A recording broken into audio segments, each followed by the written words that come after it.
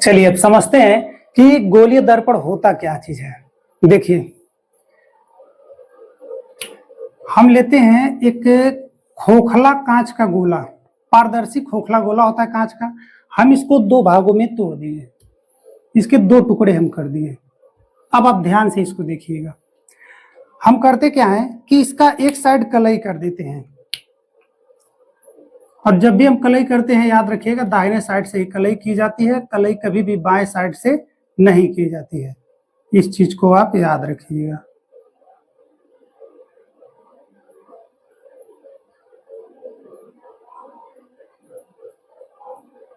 चलिए, हम इन दोनों पर कलई कर दिए, तो अब ये दोनों के दोनों बन गए दर्पण।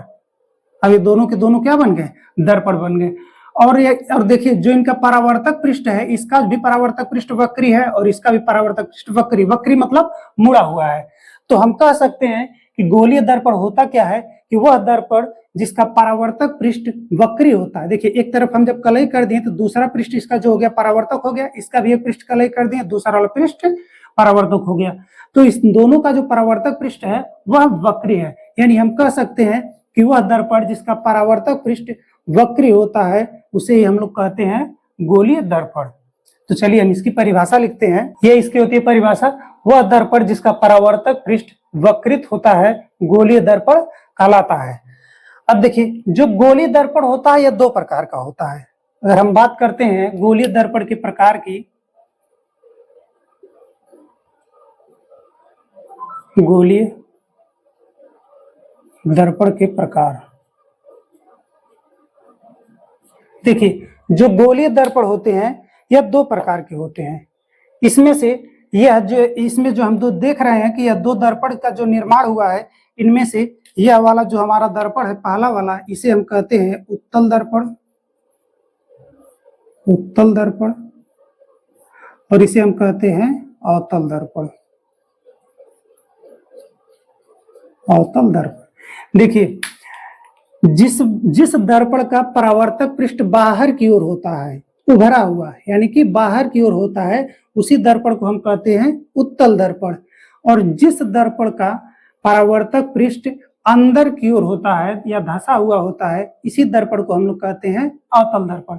देखिए, याद रखिए, उ से उभरा हुआ यानी कि बाहर की ओर उत्तल दर्पण, अ से अंदर की ओर, अंदर की ओर याद रखिएगा, इसका परावर्तक पृष्ठ अंदर की ओर होता है, इसे हम कहते हैं अवतल दर्पण। अवतल दर्पण में पहला अक्षर अ है, अ से याद रखिएगा अंदर की ओर इसका परावर्तक पृष्ठ होता है। उत्तल दर्पण में पहला अक्षर उ है, उ से और अब याद रखिएगा उभरा हुआ है यानी कि बाहर की ओर है, इसका परावर्तक पृष्ठ बाहर की ओर है। यानी कि जो दर्पण होते हैं वह दो प्रकार के होते हैं। पहला नंबर होता है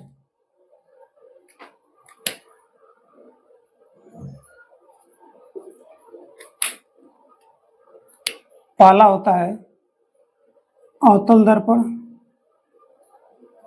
पहला है आपका अवतल दर्पण, दूसरा है आपका उत्तल दर्पण। आप कहीं ऐसा मत सोच लीजिएगा हम इसको पहले बना दिए तो यह पहले दर्पण रहेगा, कहीं बाद में बना दूसरा रहेगा। अरे किसी को पहला दूसरा बोल सकते हैं, याद रखिएगा इस चीज को। चलिए, तो ये हो गए हमारे दो दर्पण के प्रकार। अब हम समझते हैं कि जो अवतल दर्पण होता है इसकी परिभाषा क्या होती है। तो आइए हमारा अगला टॉपिक है, हम देखते हैं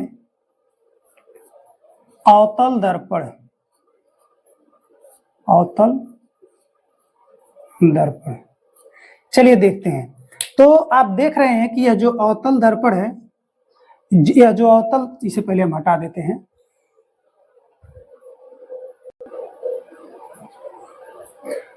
चलिए इसकी परिभाषा को हम देखते हैं। सबसे पहले फिगर बनाते हैं इसका, फिगर के माध्यम से। यह है आपका अवतल दर्पण, यह बन गया आपका अवतल दर्पण।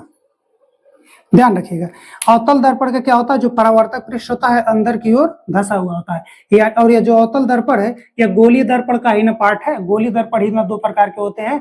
तब हम इसकी परिभाषा बनाएंगे, कहेंगे वह गोलीय दर्पण जिसका परावर्तक पृष्ठ अंदर की ओर धंसा हुआ होता है उसे हम अवतल दर्पण कहते हैं। तो चलिए इसकी हम परिभाषा लिखते हैं। वह गोलीय दर्पण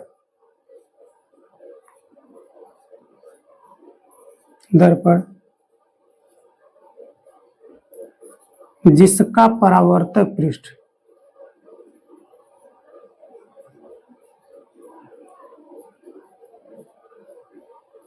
अंदर की ओर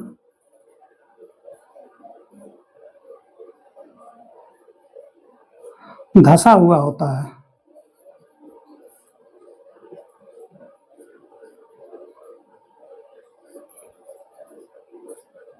अवतल दर्पण कहलाता है। चलिए, ये था हमारा अवतल दर्पण। अगला हम समझते हैं उत्तल दर्पण।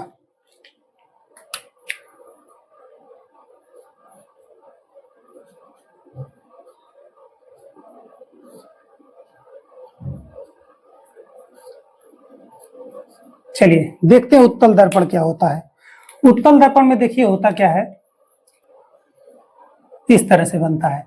इसमें देखिए होगा क्या, हम जानते हैं कि हमेशा जब भी हम कलई करेंगे हमेशा दाहिने साइड से ही करेंगे, कभी भी कलई हम भूल से भी बाएं साइड से नहीं करेंगे। कलई मतलब पेंट, अन्यथा फिगर गलत हो जाएगा। देखिए इसका जो परावर्तक पृष्ठ है वह बाहर की ओर उभरा हुआ है, तो हम इसकी परिभाषा बनाएंगे वह गोलीय दर्पण, क्योंकि यह भी गोलीय दर्पण का एक भाग है, गोलीय दर्पण का ही प्रकार है ना। हम कहेंगे वह गोलीय दर्पण जिसका परावर्तक पृष्ठ बाहर की ओर उभरा हुआ होता है उसे हम उत्तल दर्पण कहते हैं। तो चलिए इसकी परिभाषा हम लिखते हैं।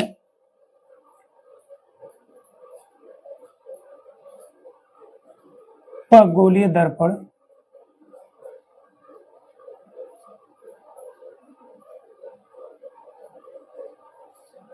जिसका परावर्तक पृष्ठ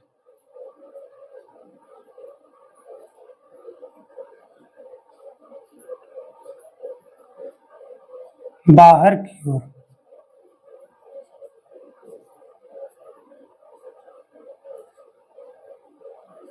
उभरा हुआ होता है।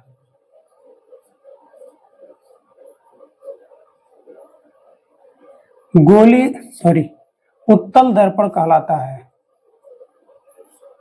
उत्तल दर्पण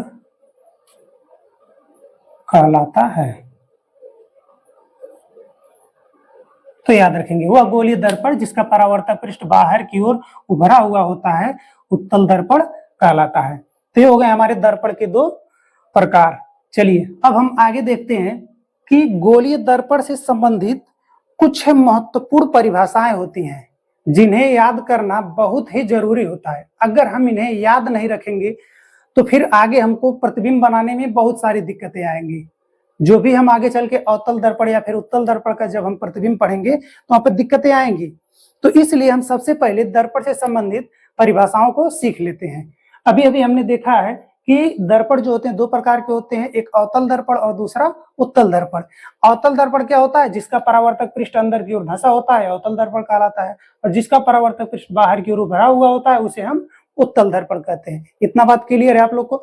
चलिए अब हम आगे समझते हैं, दर्पण से संबंधित कुछ महत्वपूर्ण परिभाषाओं को देखते हैं। तो हम अगला हेडिंग लिखेंगे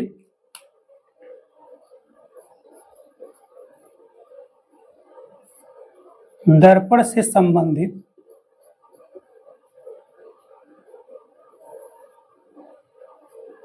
कुछ महत्वपूर्ण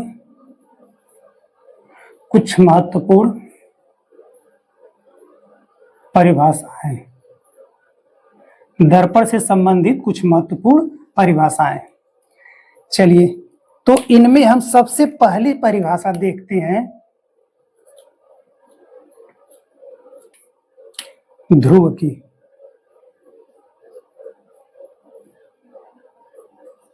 चलिए समझते हैं कि ध्रुव होता क्या चीज है। देखिए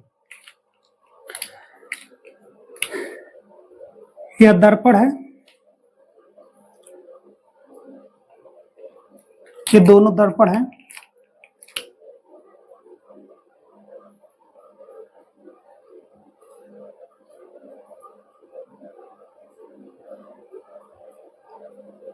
ध्यान दीजिएगा, यह जो दर्पण है, इस दर्पण का यह परावर्तक पृष्ठ है, इस परावर्तक पृष्ठ का यही कहीं मध्य बिंदु होगा, यह उत्तल दर्पण है, इसका परावर्तक जो पृष्ठ है, इस परावर्तक पृष्ठ का यही कोई मध्य बिंदु होगा, इसी मध्य बिंदु को हम लोग कहते हैं ध्रुव, इसे ही हम लोग कहते हैं ध्रुव। जो दर्पण के परावर्तक पृष्ठ का मध्य बिंदु होता है उसे ही हम कहते हैं ध्रुव। इंग्लिश में इसे कहा जाता है पोल, इसलिए हम इसे कैपिटल पी से प्रदर्शित करते हैं, यानी ध्रुव को हम प्रदर्शित करेंगे कैपिटल पी से। तो याद रखिएगा, तो इसकी परिभाषा होगी परावर्तक पृष्ठ के मध्य बिंदु को ध्रुव कहते हैं।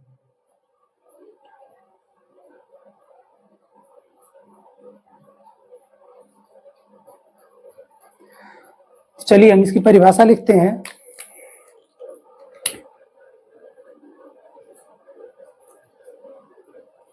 गोलीय दर्पण के परावर्तक पृष्ठ को, गोलीय दर्पण के परावर्तक पृष्ठ के मध्य बिंदु को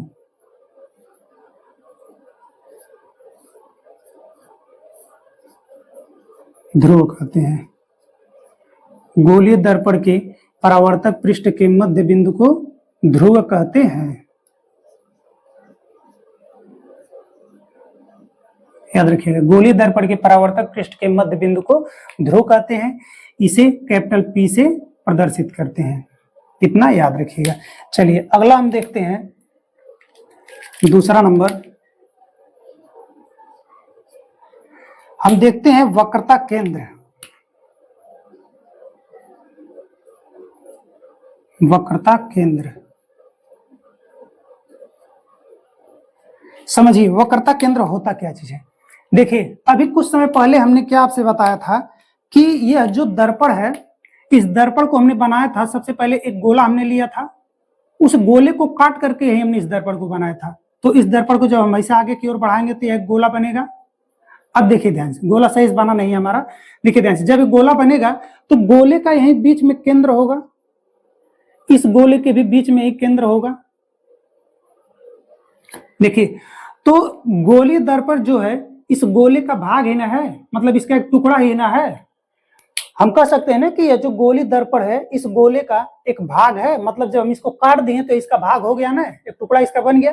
कहेंगे गोलीय दर्पण जिस गोले का भाग है, इसी गोले का भाग है, गोलीय दर्पण जिस गोले का भाग है उस गोले का यह जो केंद्र होता है, इसी केंद्र को हम दर्पण का वक्रता केंद्र कहते हैं। यानी गोलीय दर्पण जिस गोले से बना है उस गोले का जो केंद्र होता है वही केंद्र दर्पण का वक्रता केंद्र कहलाता है। चलिए हम इसकी परिभाषा लिखते हैं।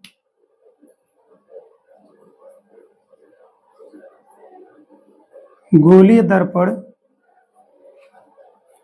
गोलीय दर्पण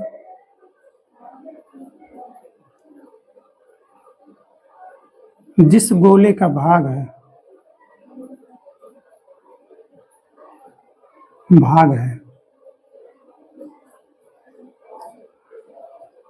उस गोले के केंद्र को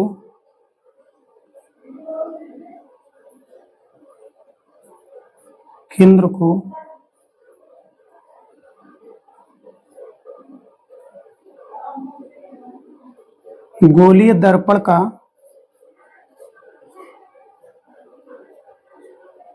वक्रता केंद्र कहते हैं।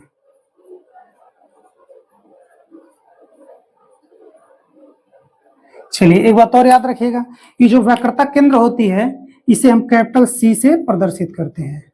याद रखिएगा, वक्रता केंद्र को हम कैपिटल सी से प्रदर्शित करते हैं और ध्रुव को हम लोग कैपिटल पी से प्रदर्शित करते हैं। चलिए इतनी बात को आप याद रखिएगा। चलिए अगला हम देखते हैं, इसको हम साफ करते हैं फिर अगला हम देखते हैं।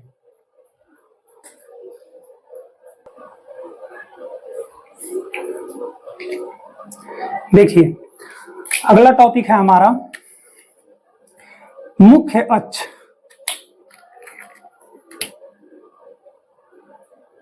तीसरा नंबर हम देख रहे हैं मुख्य अक्ष।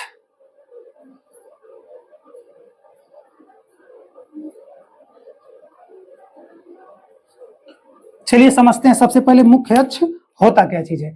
देखिए जैसे मान लीजिए हम एक दर्पण को यहां बनाए हुए हैं, यह अवतल दर्पण है। अभी अभी हम देखें कि इसका जो परावर्तक पृष्ठ का मध्य बिंदु है, इसी को हम ध्रुव कहते हैं और इसे कैपिटल पी से प्रदर्शित करते हैं। और ये गोली दर्पण जिस गोले का भाग है उसके केंद्र को ही हम वक्रता केंद्र कहते हैं और इसे हम कैपिटल सी से प्रदर्शित करते हैं। इतना हम दोनों देख चुके हैं। अब आगे देखते हैं, ध्रुव और वक्रता केंद्र से, ध्रुव और वक्रता केंद्र को मिलाने वाली जो रेखा होती है, यानी ध्रुव और वक्रता केंद्र से होकर के जो रेखा जाती है, इसे ही हम लोग कहते हैं मुख्य अक्ष। यानी हम कह सकते हैं ध्रुव और वक्रता केंद्र को मिलाने वाली रेखा को मुख्य अक्ष कहते हैं। तो चलिए इसकी परिभाषा लिखते हैं। ध्रुव और गोलीय दर्पण लिख रहे हैं, गोलीय दर्पण के, गोलीय दर्पण के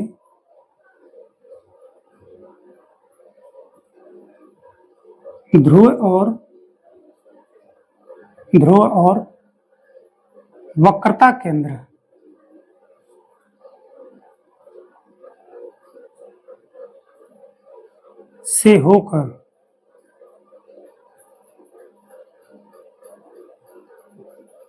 जाने वाली रेखा को मुख्य अक्ष कहते हैं।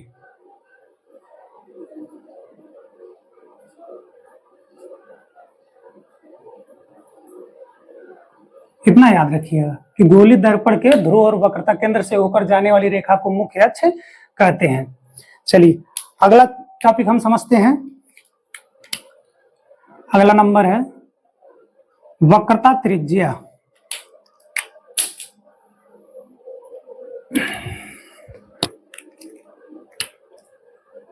वक्रता त्रिज्या, वक्रता त्रिज्या समझिए। वक्रता त्रिज्या होती क्या चीज है, देखिए इसी फिगर में आप समझिएगा।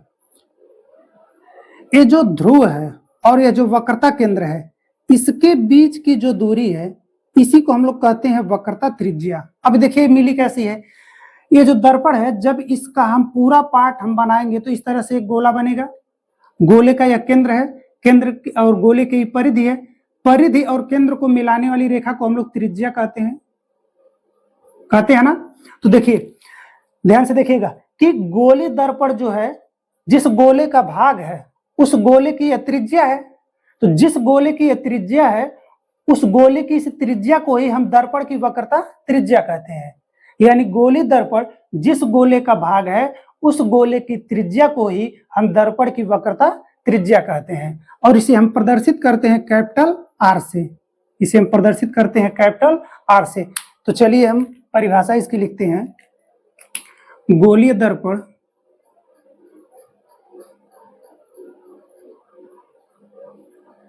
गोलीय दर्पण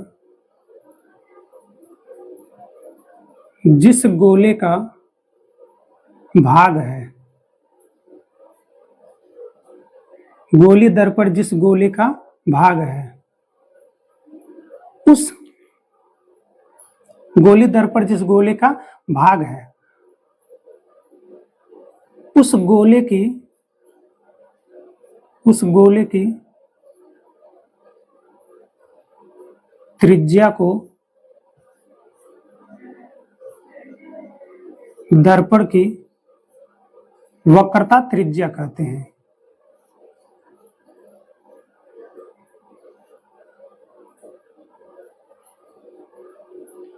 ठीक, गोली दर्पण जिस गोले का भाग है, उस गोले की त्रिज्या को दर्पण की हम लोग वक्रता त्रिज्या कहते हैं।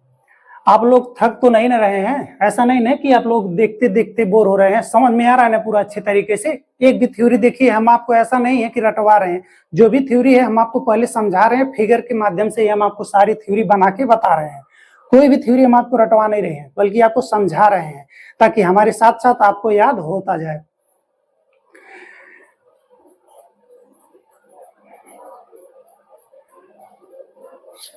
अगर आप थक रहे हैं या फिर बोर हो रहे हैं तो चलिए आप लोग के लिए कुछ कह देते हैं।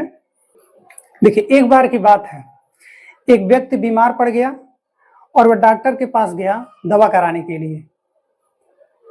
तब डॉक्टर ने उसको सलाह दी कि आप रोज कम से कम 10 किलोमीटर चलिए। फिर उस व्यक्ति ने क्या किया, रोज 10 किलोमीटर चलना प्रारंभ कर दिया। साल भर के बाद, लगभग 1 साल के बाद, वह डॉक्टर के पास कॉल करता है और कहता है कि डॉक्टर साहब, हम जब से आप बोले हैं तब से हम रोज 10 किलोमीटर चलते हैं और हम पहुंच आए हैं पाकिस्तान। अब बताइए, वापस घर चले आए या फिर यहीं से चले जाएं अफगानिस्तान। चलिए, ये छोटा था आप लोग के मनोरंजन के लिए एक छोटा सा चुटकुला था। तो ऐसे ऐसे भी लोग हैं। आगे देखते हैं हम लोग। अगला हेडिंग है हमारा, अगला जो हेडिंग है हमारा वह है मुख्य फोकस। मुख्य फोकस, समझिए मुख्य फोकस होता क्या है। ध्यान से देखिएगा इसको और ध्यान से समझिएगा। एक बात यहाँ लिखना भूल गए, जो वक्रता त्रिज्या होती है इसे हम कैपिटल आर से प्रदर्शित करते हैं, याद रखिएगा। मुख्य अक्ष को किसी चीज से प्रदर्शित नहीं किया जाता, इसलिए नहीं लिखे, ऐसा मत सोचिएगा कि उसको प्रदर्शित किया जाता है। आगे देखिएगा, मुख्य फोकस जो होता है, जैसे कि हम बना रहे हैं यहाँ पर एक अवतल दर्पण और एक बना रहे हैं उत्तल दर्पण। ये इसका ध्रुव है और इसका यह वक्रता केंद्र है। इसका यह ध्रुव है और इसका यह वक्रता केंद्र है। चलिए देखिए, अगर कोई प्रकाश की किरण मुख्य अक्ष के समांतर आ रही है, अभी आगे जो नियम है हम इसके आगे आपको पढ़ाएंगे, अभी आप ऐसे ही समझ लीजिए, बाकी इसका जो भी नियम है इसके आगे हमको पढ़ना है।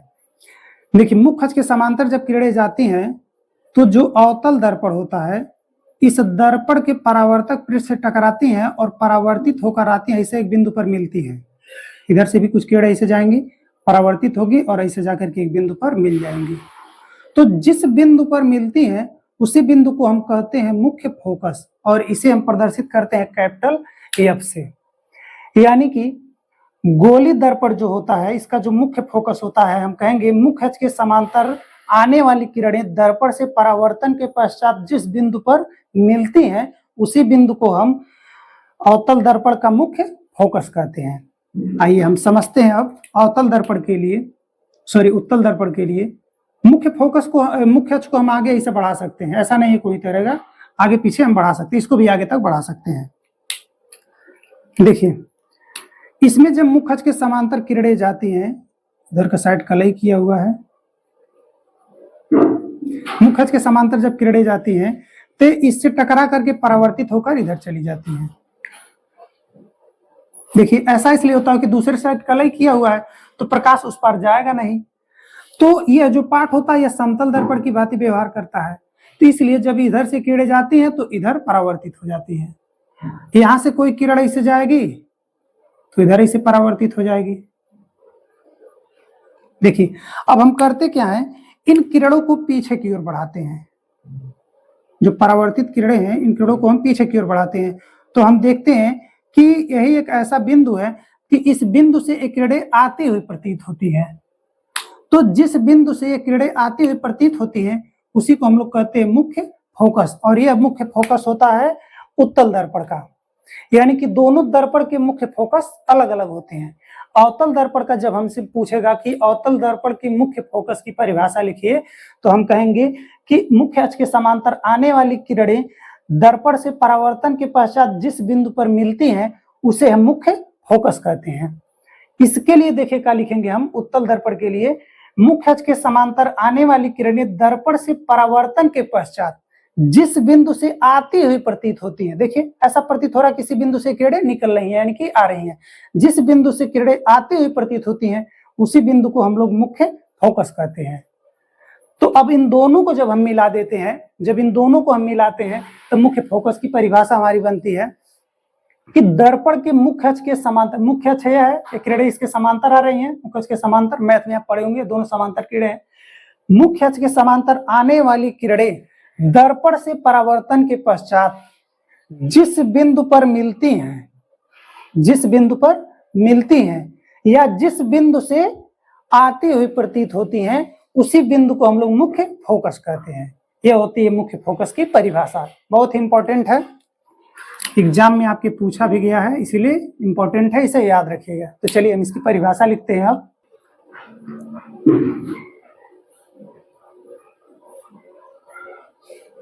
मुख्य अक्ष के समांतर, मुख्य अक्ष के समांतर आने वाली किरणें, आने वाली किरणें फ्रेम में आ रखना, एक बार चेक कर लें।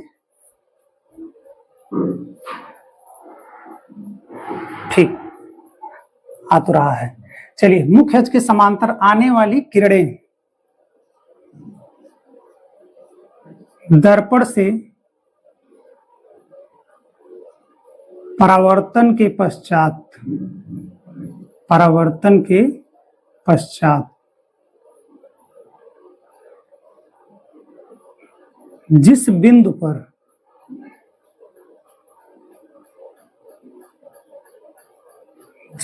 पर मिलती हैं या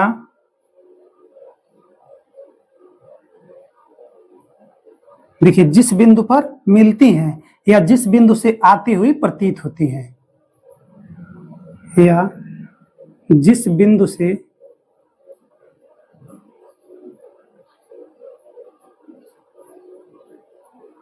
आती हुई प्रतीत होती हैं,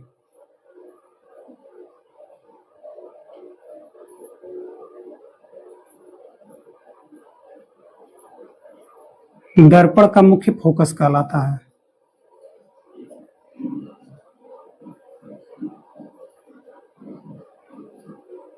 दर्पण का मुख्य फोकस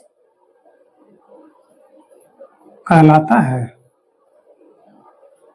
और याद रखिएगा, इसे हम प्रदर्शित करते हैं कैपिटल एफ से।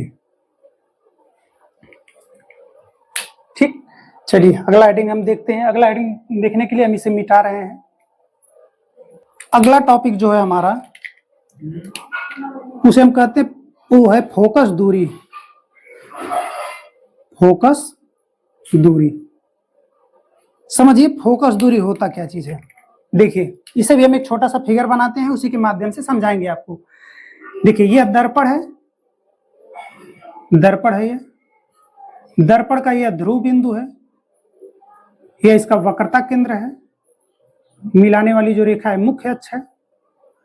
अब देखिए, इन ध्रुव और वक्रता केंद्र के बीच एक बिंदु पाया जाता है जो फोकस होता है। हम अभी देखे हैं जो मुख्य फोकस होता है। देखिए, ध्रुव और मुख्य फोकस के बीच की यह जो दूरी होती है, इसे ही हम कहते हैं फोकस दूरी, और इसे हम प्रदर्शित करते हैं स्मॉल एफ से। यानी कि हम कह सकते हैं ध्रुव और मुख्य फोकस के बीच की दूरी को फोकस दूरी कहते हैं। तो चलिए इसकी परिभाषा हम लिखते हैं। ध्रुव और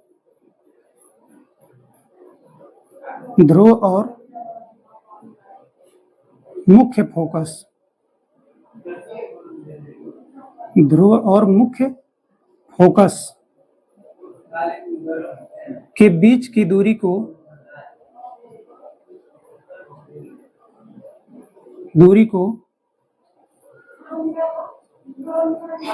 फोकस दूरी कहते हैं। याद रखिएगा, जो फोकस दूरी होती है इसे हम प्रदर्शित करते हैं स्मॉल एफ से। इसे हम स्मॉल एफ से प्रदर्शित करते हैं। चलिए अगला टॉपिक है हमारा, लास्ट टॉपिक है, ध्यान दीजिएगा। अगला है हमारा लास्ट टॉपिक, द्वारक।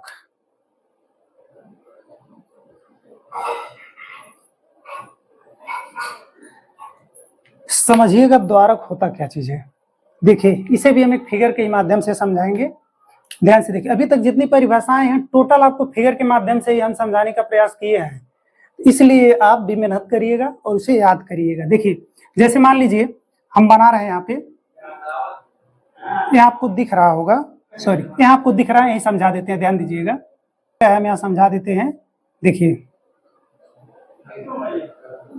चलिए ध्यान से देखिएगा, अगर इस दर्पण को हमेशा आगे की ओर बढ़ाते हैं तो देखिए एक गोला बनेगा, यहाँ एक केंद्र बनेगा, बनेगा ना। तो ध्यान से देखिए, इसका यह व्यास होगा कि नहीं होगा, होगा। अगर हम इसे पूरा यहाँ तक लेकर आते हैं, इस दर्पण को यहाँ तक पूरा लेकर के आते हैं, इसे हम दर्पण को बना देते हैं, ठीक। अब इतना मिटा देते हैं, तो यह जो रेखा है, यह इस गोले का व्यास है कि नहीं है, व्यास ही है ना। और यह जो दर्पण है इस गोले का भाग है। तो ध्यान रखेंगे कि गोली दर्पण जिस गोले का भाग है, उस गोले का जो प्रभावी व्यास होता है वही इस दर्पण का द्वारक कहलाता है। प्रभावी व्यास इसलिए कह रहे हैं क्योंकि दर्पण जो है छोटा बड़ा भी कर सकता है, इसीलिए प्रभावी व्यास की लंबाई कहेंगे। तो यही जो लंबाई होती है यही कहलाएगी आपकी द्वारक। द्वारक मतलब दर्पण का जो मुख होता है। तो परिभाषा इसकी हम लिखते हैं,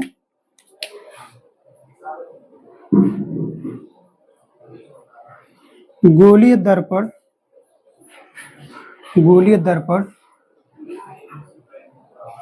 जिस गोले का भाग है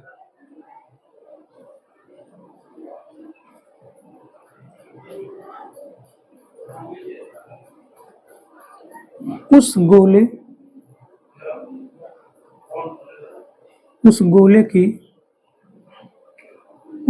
का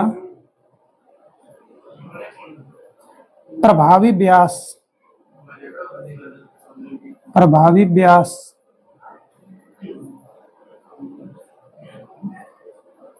दर्पण का द्वारक कहलाता है।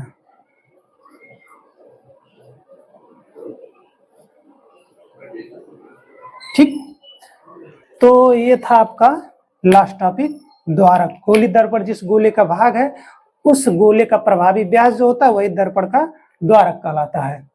इस फिगर को हम यहाँ से हटा दे रहे हैं, तो न बाद में आप डिस्टर्ब होंगे। तो आज यहाँ तक रहने देते हैं, फिर अगले वीडियो में हम लोग देखेंगे कि दर्पण द्वारा प्रतिबिंब को बनाया कैसे जाता है। इसके बारे में हम सबसे पहले आपको नियम बताएंगे, फिर वास्तविक प्रतिबिंब क्या होता है, आभासी प्रतिबिंब क्या होता है, प्रतिबिंब क्या होता है, ये सारी चीजें हम सिखा देंगे। फिर उसके बाद हम आपको दर्पण द्वारा प्रतिबिंब बनाना सिखाएंगे। तो फिर हम आप लोग से मिलते हैं अगले वीडियो में। तब तक के लिए जय हिंद, जय भारत।